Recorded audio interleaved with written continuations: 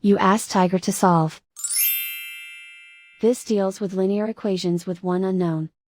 The final result is x equals 17.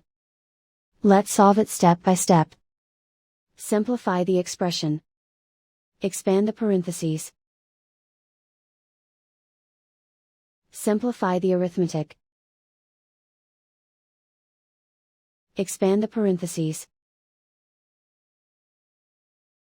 Group like terms.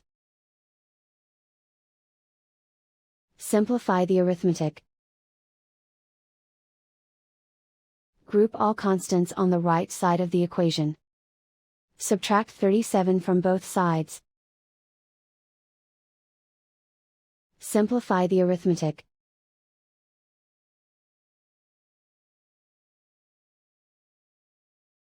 Isolate the x. Divide both sides by -3. Cancel out the negatives. Simplify the fraction. Cancel out the negatives. Find the greatest common factor of the numerator and denominator. Factor out and cancel the greatest common factor.